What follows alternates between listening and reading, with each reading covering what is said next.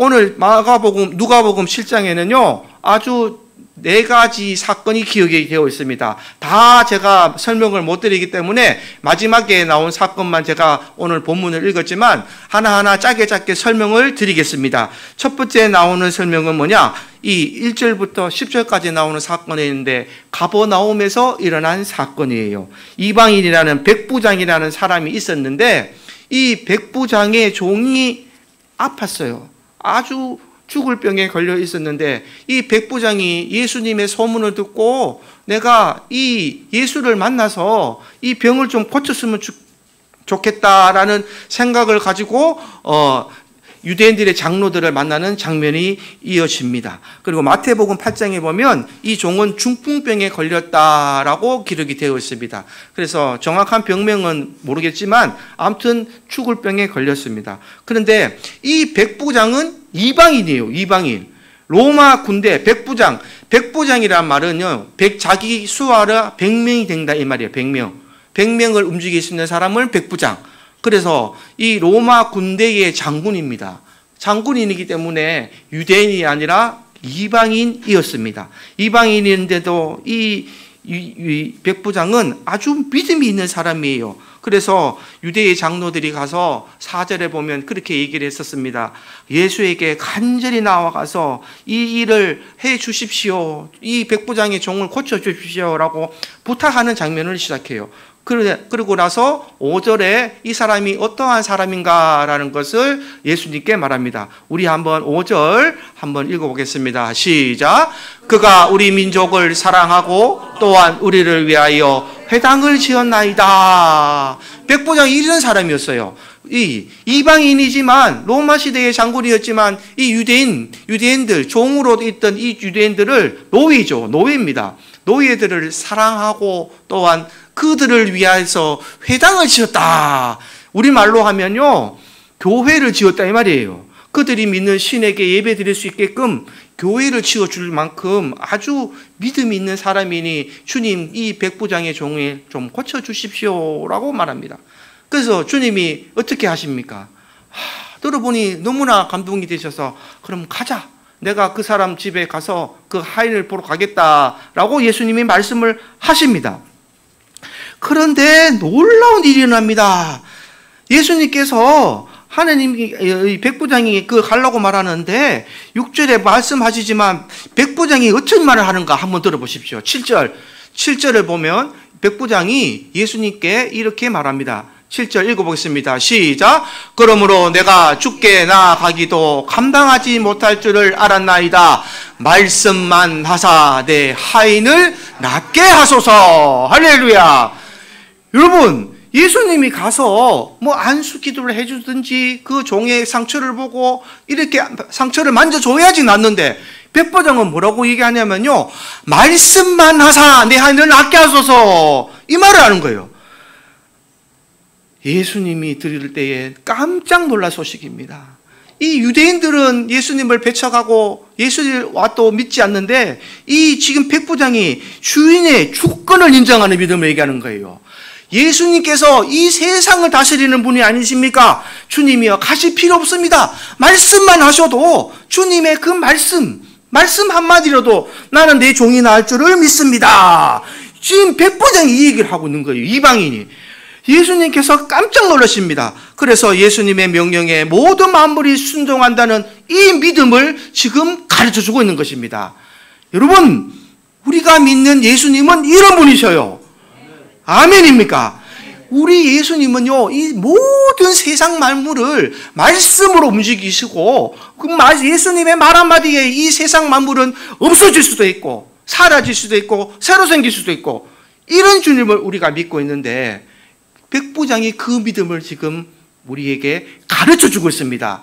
이방인이 그 믿음을 했을 때에 예수님께서 깜짝 놀라십니다. 그래서 예수님께서 이제 일부러 자랑하듯이 말씀하시는 거예요. 9절 말씀 한번 읽어보겠습니다. 시작. 예수께서 들으시고 그를 놀랍게 여겨 돌이키사 따르는 무리에게 이르시되 내가 너희에게 이르노니 이스라엘 중에서도 이러한 믿음은 만나보지 못하였노라 하시더라. 할렐루야. 이러한 믿음을 만나보지도 못했다. 내 백성 중에서 나를, 하나님을, 아버지를 모시는 유대인들과 바리새인들과 랍비들과 그 모든 사람들도 이런 믿음이 없는데 그냥 백부장, 로마의 장군이 이런 믿음을 가지고 있으니 예수님께서 너무나 놀라셔서 깜짝 놀랐다라고 말하십니다. 그래서 마태복음 8장 13절에 예수님께서 이렇게 얘기합니다. 예수께서 백부장에게 이르시되 가라, 내 믿음대로 될지어다 하시니 그 주인이 즉시 나으니라. 할렐루야. 마태복음에도 이렇게 설명을 했어요. 그래서 내 믿음대로 될지어다 라고 말을 잘 기억하십시오. 여러분들의 믿음의 분량은 어디까지이십니까? 여러분의 믿음의 분량은 어디까지인지 오늘 이 말씀 한번 잘 들으셔서 백부장의 믿음보다 7배나 더한 믿음이 여러분들에게 임할지어다. 할렐루야. 이제는 백부장의 믿음 가지고는 안 되는 거예요. 이거는 2000년 전의 얘기입니다. 7배나 더한 믿음이 여러분들에게 더 임하셔서 하나님의 놀라운 역사로, 또 이 자리에 오셔서 예수를 잘 모르겠다는 분은요, 오늘 이 시간 주님을 영접하시기를 주님의 이름으로 축복합니다. 우리 하나님은 이런 하나님이세요. 우리 주님은 이런 주님이셔요. 그래서 이 주님을 우리에게 보내셔서 이 누가복음, 마태복음, 이 사복음서에 나온 내용이 뭐냐면 구약에 예언되었던 선지자 예수 그리스도께서 왔는데 유대인들은 그들 알아보지 못하였다, 이 말을 하는 겁니다. 그래서 누가가 오늘 이방인들에게 백부장 얘기를 하는 이유는요, 너희들은 모르는 이 예수님을 이 백부장이 알아봤다, 이 말이에요. 백부장, 이방인이 알아봤다. 그래서 주님을 보시는 영안이 열려야 된다라는 것을 누가가 설명을 하고 있는 것입니다. 그래서 두 번째 사건에 또 어떤 사건이 나오느냐, 나인성의 사건이 나오게 됩니다. 이 나인성에 한 과부가 있었어요. 과부는 그 오로지 아들 하나만 믿고 살았는데 이 아들이 죽었어요. 아들이 죽어서 얼마나 슬프는 그 장례 행렬을 만나게 될 때에 이 하나님 주님께서 그 과부를 보시고 불쌍히 여기사 울지 마라, 울지 마라라고 합니다. 그러고는 과부의 부르짖는 울음을 듣고 울지 마라. 그러고 나서는 예수님께서 그 고통을 돌아보시고는 말씀하십니다. 이 과부야, 내가 15절에 보면요, 죽은 아들의 생명이 돌아오기 시작합니다. 제가 누가복음 7장 15절 한번 읽어드리겠습니다. 14절부터 제가 한번 읽어드리겠습니다. 가까이 가서 그 관에 손을 대시니 맨 자들이 서는지라. 예수께서 이르시되 청년아, 내가 네게 말하노니 일어나라 하시매 죽었던 자가 일어나 앉고 말도 하거늘 예수께서 그를 어머니에게 주시니. 할렐루야. 여러분, 말도 안 되는 얘기죠.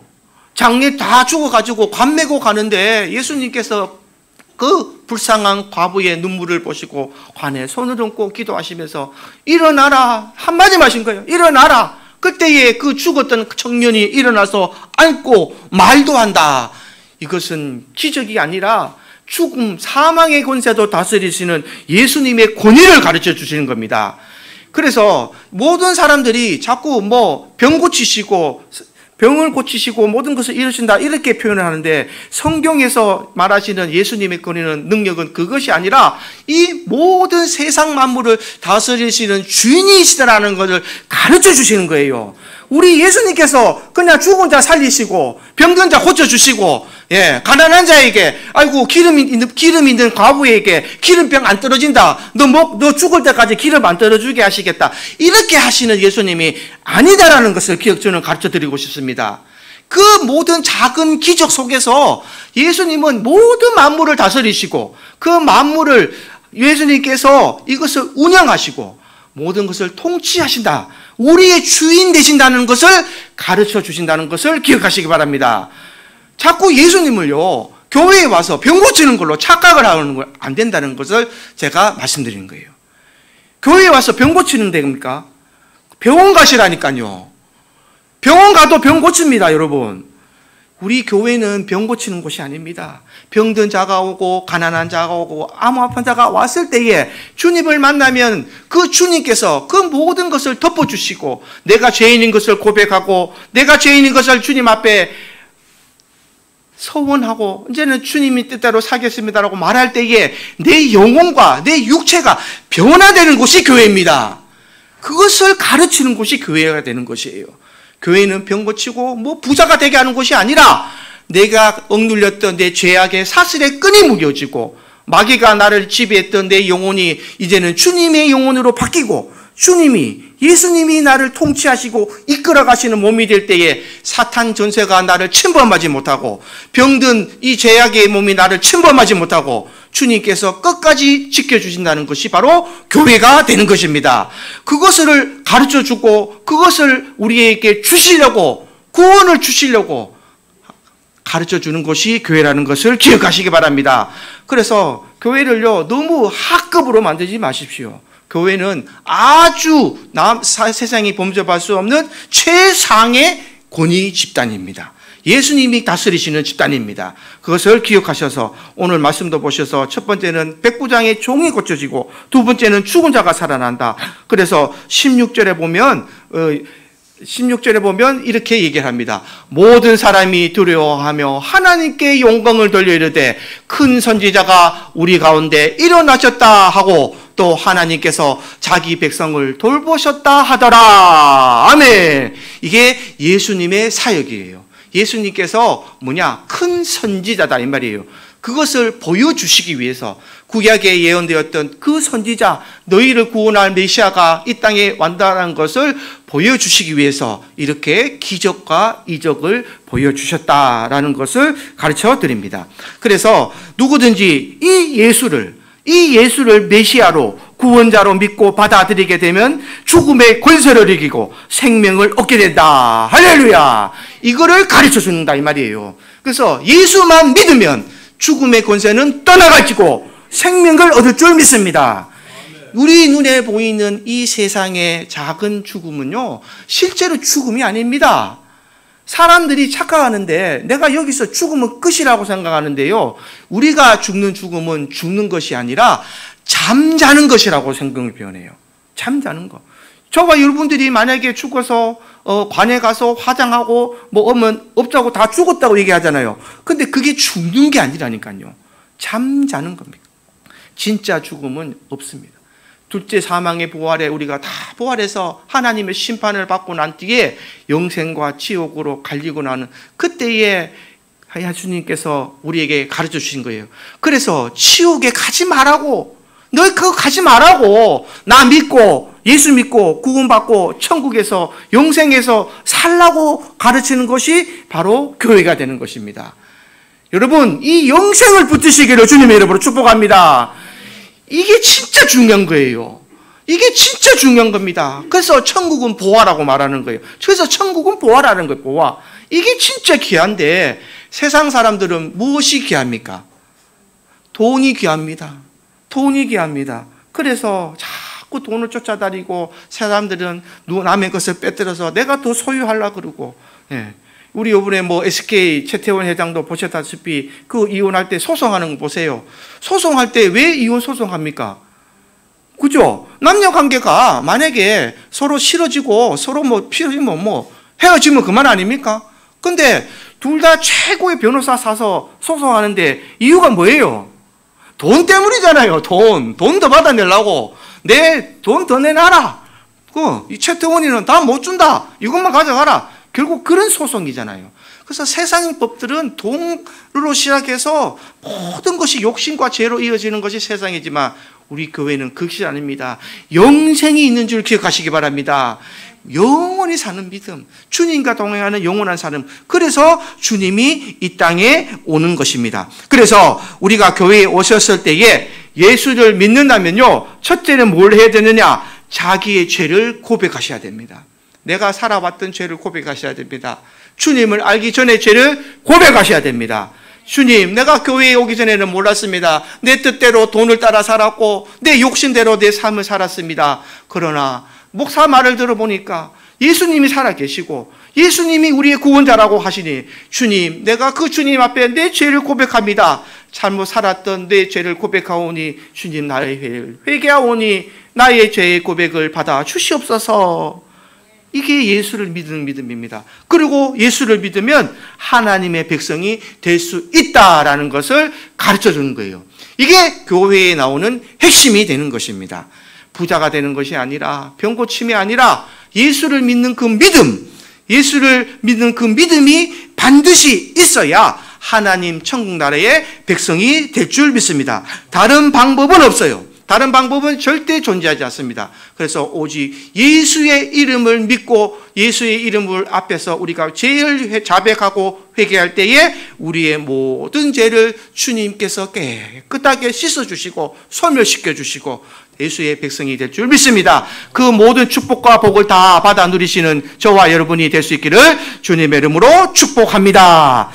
예, 그래서 세 번째 사건은 조금 넘어가겠습니다. 시간이 많이 가서 세례 요한의 사건입니다. 집에 가서 꼭 읽어보셔서 세례 요한의 제자들이 와서 물어봅니다. 예수께서 당신이 누구냐? 당신은 어떤 일을 했느냐라고 물어볼 때에 모든 구약 속에서 있던 예언된 선지자가 바로 나다. 세례 요한이 바로 구약에 예언된 선지자지만 마지막 선지자고 구약에 예언된 메시아, 그 메시아가 바로 나다라는 것을 주님께서 가르쳐 주십니다. 그래서 예수님께서는요, 하나님의 나라를 이루시는 분이 되시고 예수를 믿는 자는 하나님 나라의 백성의 시작이 되기 때문에 하나님 나라의 백성은 세례 요한보다 더 크다라는 말씀으로 끝을 맺는 거예요. 그래서 세례 요한은 여자가 낳은 자 중에 가장 큰 자라고 말씀하셨지만 세례 요한보다도 나를 믿고 나를 따라오면 세례 요한보다 더 큰 자가 하나님의 백성이 된다라는 그 말씀이 세 번째의 핵심이 되는 것입니다. 그래서 당시의 영적인 상황을 예수님께서 말씀하시죠. 32절은 한번 읽어보겠습니다. 32절 한번 읽어보겠습니다. 시작. 비유하건대 아이들이 장터에 앉아 서로 불러 이르되 우리가 너희를 향하여 피리를 불어도 너희가 춤추지 않고 우리가 곡하여도 너희가 울지 아니하였다 함과 같도다. 아멘. 이 말은 유대인과 바리새인들을 위한 말씀이세요.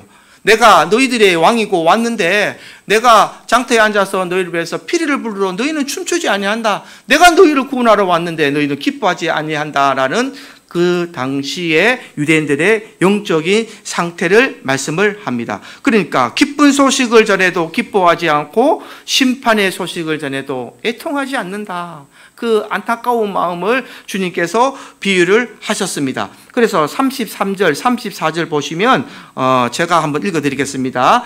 세례 요한이 와서 떡도 먹지 아니하며 포도주도 마시지 아니하며 너희 말이 귀신이 들렸다 하더니 인자가 와서 먹고 마시매 너희들 말이 보라 먹기를 탐하고 포도주를 즐기는 사람이요 세리와 죄인의 친구로다 한다라는 말씀으로 주님이 말씀을 하시는 거예요. 그러니까 요한이 와서 금식하며 포도주 먹도 아니하며 하니까 저 사람 귀신 들렸다는 말을 하는 거예요. 그리고 예수님이 와서 예수님 신랑 되신 예수님이 오셔서 혼인잔치를 하니까 뭐라고 말을 하느냐? 저는 죄인의 친구다라고 얘기한다. 그러니까 이래도 믿지 아니하고 저래도 믿지 아니하는 이런 유대인들의 영적인 상태를 예수님께서 설명하셨다. 그래서 35절에 이렇게 말씀을 끝으로 말씀하시죠. 지혜는 자기의 모든 자녀로 인하여 옳다함을 얻느니라. 그 열매를 보면 안다 이 말입니다. 그 열매를 보면 안다. 지혜는 모든 자기의 자녀로 인하여 옳다함을 얻는다. 열매를 보면 안다라는 말씀으로 세 가지 사건을 제가 빠르게 말씀드렸습니다. 그래서 오늘 마지막 말씀, 네 번째 말씀이 36절에서 50절 말씀 본문 내용이 되는 거예요. 네 번째 사건은 뭐냐? 예수님께서 죄인들을 구원하러 왔다라는 것을 믿게 될 때에 하나님 나라의 복을 받게 될 것이다 라는 것을 다시 한 번 더 강조하고 계십니다. 그래서 36절에 보면 한 바리새인이 예수님의 식사 자리에 초청을 하죠. 이 시대 때의 바리새인들은 유대인들이 봤을 때에 죄인입니다. 절대 같이 앉아서도 되지 않는 아주 멸시하고 천대하는 죄인이라 이 말이에요. 그런데 이 메시아라는 구원자 예수께서 바리새인과 함께 식사 자리에 초대해서 앉아 있는 겁니다. 그래서 그 한 여자가 저 향유의 옥합을 가지고 와서 눈물로 발을 씻고 향유를 붓게 되는 이 사건이 일어나는데 요한복음 11장 2장에 가시면 이 여자가 누군가 기록이 되어 있습니다. 이 여자가 바로 누구냐? 마리아예요. 마리아. 그래서 지금 그 여자라고 기록이 되어 있지만 마리아와 마르다 들어보셨죠? 예, 마리아와 마르다 그 사건입니다. 그래서 이 지금 누가복음에는 이 사건이 앞에 기록이 되어 있어요. 보통 예수님 십자가 사건 이전에 뒤에 후반부에 마태복음이나 다른 복음서에서는 이 사건이 기록이 되어 있습니다. 그러나 누가복음만 빠르게 이렇게 앞장에 10장에 기록이 되어 있다라는 것이 좀 독특하다. 그렇게 기억하시면 되겠고요. 39절에 예수를 청한 바리새인이 그것을 보고 마음에 이르되 이 사람이 만일 선지자라면 자기를 만지는 여자가 누구며 어떠한 자 곧 죄인인 줄 알았으리라 라고 판단하는 말까지 나옵니다. 그것이 뭐냐?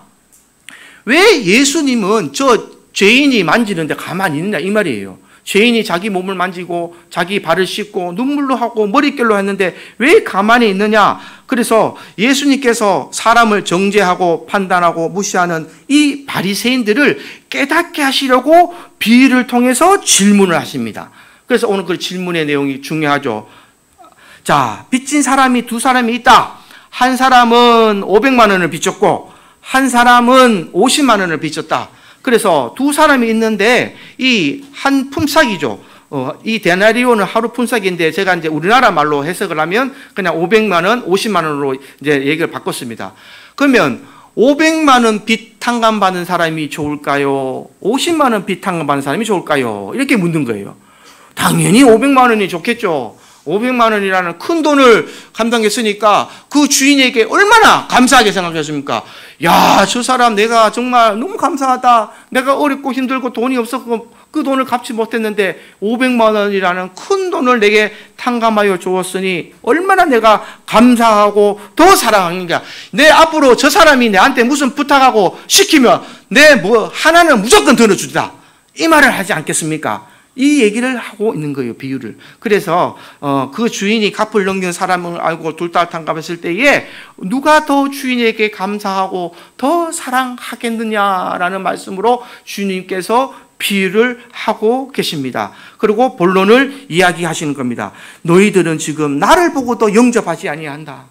내가 그 주인인데 내가 그 500만 원, 5억이라도 50억이라도 탕감해 줄 수 있는 너희의 죄를 탕감해 줄 수 있는 그 메시아가 여기 왔는데 너희는 그 주인을 보고도 기뻐하지 아니하고 영접하지 아니하고 그 주인을 알아보지 못하는구나 라고 예수님께서 탄식하시는 그 장면이 오늘 장면이 되길 바랍니다. 그래서 자기 집에 식사 자리에 초대해 놓고 발 씻을 물도 주지 아니하고 내게 입 맞추지도 않고 내 머리에 기름을 붓지 않았다라고 말하면서 예수님이 시몬이라는 사람에게 질책하시는 말씀을 하십니다.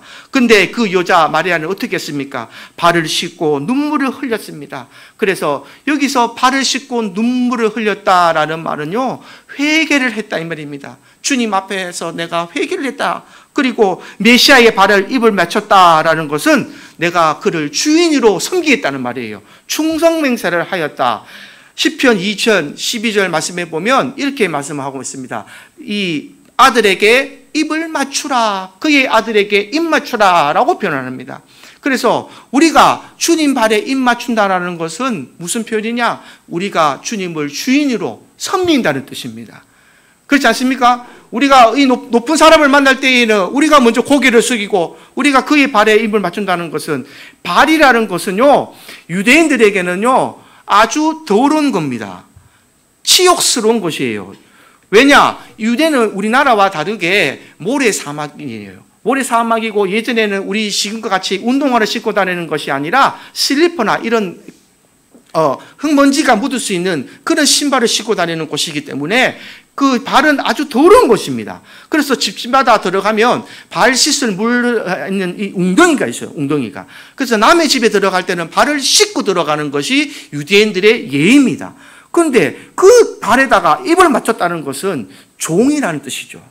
그 주인을 영접한다는, 그분을 주인으로 섬긴다는 그런 뜻이 담겨 있는 것이 발에 입을 맞춘다는 그 뜻입니다. 그래서 옥합을 깨뜨려 기름을 부은 것은 하나님께 헌신하는 삶을 의미하는 것입니다. 그런데 바리새인이었던 시몬은 주님을 이렇게 영접하지 않았다는 것을 지금 주님께서 가르쳐주고 계시는 거예요. 그래서 주님을 오늘 영접하지 못하신 분들은 꼭 여러분들은 자기의 죄를 고백하시기 바랍니다. 주님, 저는 죄인이었습니다. 주님, 알기 전에 내 모습은 내가 주인이었고 내 삶은 내 마음대로, 내 욕심 가는 대로, 그냥 내가 돈 많이 벌면 잘 사는 것 같고 남에게 그냥 피해만 주지 않고 살았다는 것이 잘 살았다는 것으로 착각하고 살았습니다. 그러나 예수를 만나고 나니, 주님이 누구신지 알고 나니까, 주님이 어떤 분인지 알고 나니까 내가 주님을 몰랐던 것 자체가 죄였습니다. 그 계기를 꼭 하시기를 바랍니다. 그래서 주님을 영접하시고 주님을 만나실 때에 여러분의 눈에서 뜨거운 눈물이 흘러내리신다면 주님께서 여러분들의 회개를 들으시고 안아주시는 주님을 경험하실 수 있을 것입니다. 그래서 그 경험을 꼭 하셔야 됩니다. 그래야 비둘기 같은 성령이 내게 임하시고 이전에 내 모습은 사라지고 내 모습이 변화되고 옛사람은 죽고 새사람으로 태어나는 하나님의 백성이 되는 것이에요. 참 자녀가 되는 것이에요. 그래서 주일날 그냥 하루 와서 교회에 오는 것이 아니라 매 살아가는 내 삶이 바뀌는 것입니다. 내가 일주일 동안 살아가는 삶 속에서도 내 모습에 빛이 들어왔기 때문에 타인이 나를 봤을 때에 주님의 빛이 반사가 돼서 나가는 거예요. 남이 나에게 험담을 하거나 나에게 어떤 어려움을 주더라도 나는 웃으면서 응대할 수 있고, 나는 당신을 사랑합니다. 당신은 나를 미워할지라도 나는 예수의 사랑으로 당신을 사랑합니다. 이 사랑을 전해야 되는 거예요. 이게 진짜 예수 믿는 겁니다. 교회에 오면 병 고쳐진다. 교회에 오면 잘 다진다. 교회에 오면 네 아들 서울대 갈 것이다. 하나님 서울대 가게 해주세요. 하나님 우리 아들 연세대 가게 해주세요. 교회가 되면요, 연말에 되면 나는 그 기도 진짜 이해 못합니다. 수능생들 다 모아놓고 기도하는데 우리 기도제 목사라 그러고 오면 서울대 가게 해주세요, 연세대 가게 해주세요. 그 기도를 막 쓰는데 예수를 믿지 않는 한 사람이 나에게 질문을 하더라고요. 그러면은 예수만 믿고 기도만 하면 서울대 가면은 진짜 예수 안 믿고 열심히 3시간 자고 2시간 공부한 사람들은 도대체 뭡니까? 이러더라고요. 제가 그때 정말 충격받았었어요. 이전까지는 저도 그렇게 배웠기 때문에 막 기도만 하면 된다. 그래도 하나님 막 기도할 때에 수능 칠 때에 기도가 막 했습니다. 하나님 막 서울대 가게 해주세요. 기도해서 했는데 그 믿지 않는 사람 그 말 들으니까 충격이 오더라고요. 여러분 한번 곰곰이 한번 생각해 보십시오. 예수를 믿지 않는 사람들은 예수를 믿지 않았지만 그 사람들은 2시간, 3시간 자면서 얼마나 열심히 공부를 했겠습니까? 그럼 그 사람들은 서울대 다 떨어지는 거예요. 우리는 기도만 하면 서울대 붙고. 그건 이치에 맞지 않습니다. 우리 하나님을 자꾸 이상한 사람 만들지 마세요. 우리 하나님은 열심히 노력하고 주를 위해 충성하고 진실되라, 성실하라. 하나님은 우리에게 이렇게 명령하셨습니다. 믿음이 있는 대로 끝까지 지켜라. 네가 세상에 나가서 빛이 되라, 소금이 되라. 우리 주님은 그렇게 명령하셨어요. 근데 왜 자꾸 교회를 이상하게 저급하게 만드나 이 말이죠. 우리 교회에 와서 끝까지 우리가 더 변해야 될 줄 믿습니다. 우리가 더 빛이 돼야 되고 우리가 더 소금이 돼야 될 줄 믿습니다. 그래서 우리가 세상을 변화시키는 거예요. 우리가 세상을 바뀌는 겁니다. 그것이 주님이 우리에게 가장 원하는 것입니다. 그래서 오늘 말씀을 잘 받아들여서 50절을 우리 다 같이 한번 합독해서 읽고 마치겠습니다. 우리 50절 한번 읽어보겠습니다. 시작. 예수께서 여자에게 이르시되 내 믿음이 너를 구원하였으니 평안히 가라 하시니라. 아멘. 하나님은, 주님은 우리에게 이런 믿음을 바라고 계십니다. 이런 믿음을 구원하고 계십니다. 그래서 믿음이라는 단어가 에무나라는 단어인데 그 단어를 우리나라 말로 직역을 하면요, 성실 혹은 진실하다, 충성되다 이런 뜻이에요. 그래서 믿음이를 다시 착각하지 마십시오. 믿음이라는 뜻은 네가 진실하냐, 네가 성실하냐, 네가 충성되었느냐, 이거를 믿음이라고 합니다. 믿음이라는 단어를 꼭 기억하셔서 이 믿음이 그냥 예수님 믿습니다 아니라 내가 주님 앞에서 진실하였습니까? 주님, 내가 주님 앞에서 성실하였습니까? 주님, 내가 주님 앞에서 충성하였습니까? 내게 주신 사명 다 감당하고 충성되이 주님의 빛을 전하고 소금이 되었습니까? 라는 말로 다시 해석을 하셔서 오늘 말씀을 다 듣고 아직까지 주님을 영접하지 못하신 분이 계신다면 꼭 회개하시고 그 주님을 만나셔서 변화된 삶으로 이루어 가셔서 주님과 함께 동행하는 영생의 길에 함께 가는 저와 여러분이 될 수 있기를 주님의 이름으로 축복합니다. 찬송가 309장 찬송 드리겠습니다.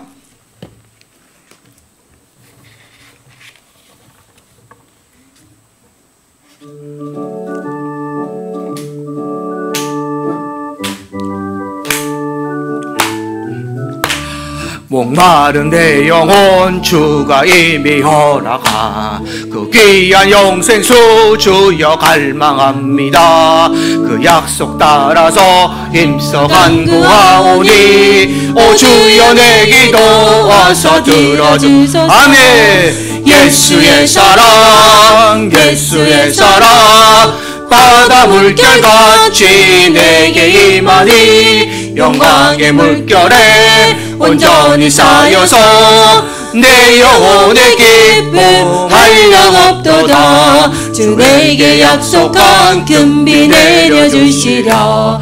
은혜의 저 구름 건너편에 떠올라 그 귀한 징조가 내게 밝히 보이니 나 힘을 다하여 주께 간구한. 아멘. 예수의 사랑 예수의 사랑 바다 물결같이 내게 임하니 영광의 물결에 온전히 쌓여서 내 영혼의 기쁨 한량없도다. 은혜의 소낙비 지금 흡족히 내려 구원의 큰 강물을 차고 넘쳐서 내 주와 모든 죄 모두 씻어버리니 나 지금 은혜를 충만하게 받았네. 아멘. 예수의 사랑 예수의 사랑 바다 물결같이 내게 임하니 영광의 물결에 온전히 쌓여서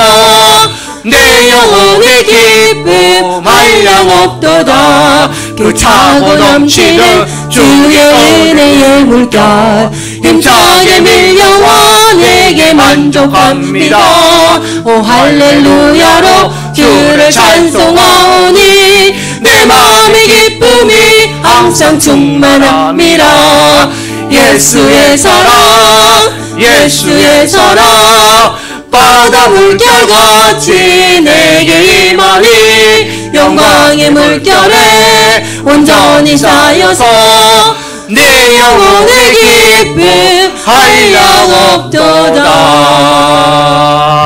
아멘. 기쁘십니까? 기뻐야 됩니다. 감사가 넘쳐야 됩니다. 이게 예배입니다. 여러분 와서 어려운 거 얘기하지 마시고 하나님 어려운 거 주셔서 감사합니다. 감사합니다. 기쁩니다. 어려우니까 감사함이죠. 그래야 기도하죠. 편안하게 돈 많아 보십시오. 여러분 기도하는 거 안 하죠. 아마 지금 여러분 필리핀에서 놀고 계실지도 몰라요. 돈 많으니까. 예. 어렵고 힘들어도 감사하시고 기쁨으로 해서 교회에서 찬양이 울려 퍼지고 하나님 기뻐하시는 예배를 기억하시길 바랍니다. 우리 이 시간 하나님께 앞에 간절히 기도하겠습니다. 주님 만나십시다. 주님은 이곳에 오셨습니다. 주님 앞에 죄를 회개하고 혹시 우리 주님을 만나지 못한 우리 형제들이 있다면 그 형제들 위해서 좀 기도해 주시기를 바랍니다. 우리 이 시간 뜨겁게 주여 일창하고 기도하시겠습니다. 주여 아버지